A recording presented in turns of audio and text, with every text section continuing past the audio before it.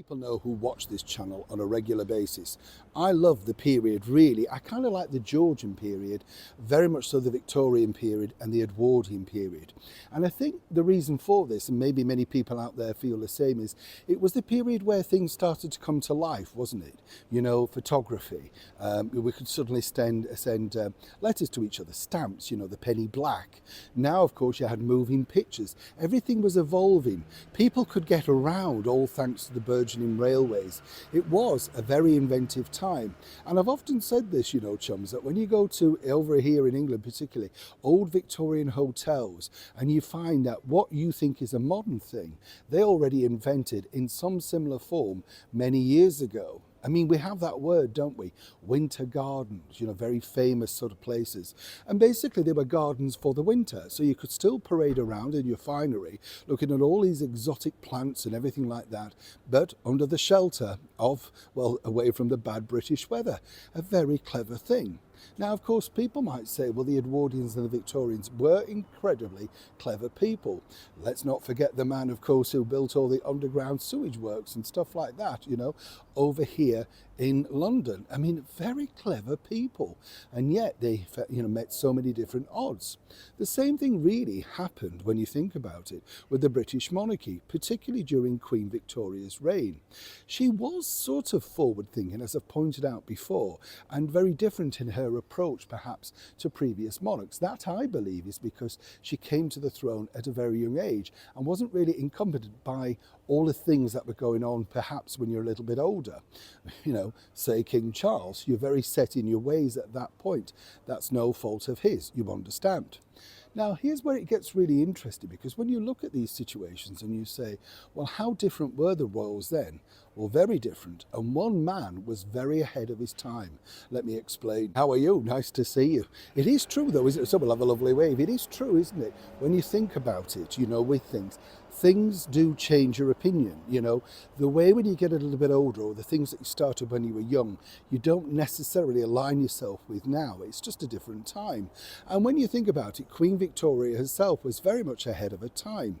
Now, think about this, right? You know, in the Victorian era, there was a rise of literally people being very interested in the afterlife, the occult, whatever you want to call it. Suddenly, seances and psychics were the hot thing. Absolutely. And it was rumoured, of course, that Queen Victoria herself tried many various ways to make contact with her beloved Prince Albert. She wanted to know his thoughts on certain things. And you can understand that. Grief, you know, bereavement takes people in very different ways. But it wasn't just that. There was an idea that the Prince of Wales, Edward, had. And what was fascinating about this was, it was a very clever idea, but once again, very much ahead of its time. And this was truly all down to the fact that he could see the potential to not only make the monarchy more open, more expressive, more available than, of course, you know, say the Queen had done previously, but also tap into a culture that they would enjoy. And the idea was simply this. As we know, way back, you know, people had started trying to make contact with the afterlife. And as I said, Queen Victoria dabbled in it herself. Apparently, the Prince of Wales was very interested in it indeed, but a little bit sceptical, but could see the showmanship in it. Now, I told you before that he was the very first monarch that suggested to, well, he wasn't the monarch actually then, he was the Prince of Wales, get that right, you know, but he suggested to the monarch that they could actually open maybe the gardens of Buckingham Palace, something to the public to take away the, you know, mystique of it being them and us. Queen Victoria didn't want to know.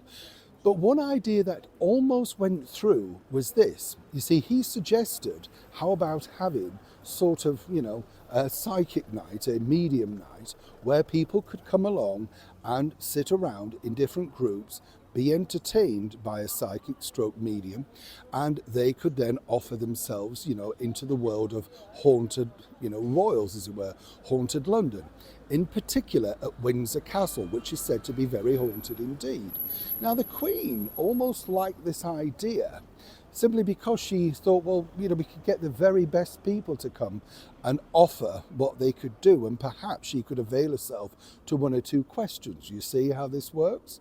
And this would have resulted in a very small charge, but of course opening up perhaps Windsor or indeed Buckingham Palace to the public. But at the 11th hour she decided against it, because she said that she felt, having spoken to many of her ladies in waiting, that this would be seen as in very bad taste. Now, fast forward a few years, and suddenly, of course, Edward VII is now on the throne and looking to try and find ways to make extra money, and someone suggested reinvigorating this idea. But at that point, that had taken a turn for the worst. Many of these people were now in the music halls, vaudeville stages, and were being exposed as frauds, and they couldn't risk that inside, say, the castle or indeed Buckingham Palace. So that's truly the reason why this particular very spooky, haunted idea never actually took off the ground. But then again, it would have been revolutionary, wouldn't it? And many people say something like what King Charles recently did by hosting Ramadan in Windsor Castle. Well, that was revolutionary. But was that a good thing too? Neil Sean in the very heart of London.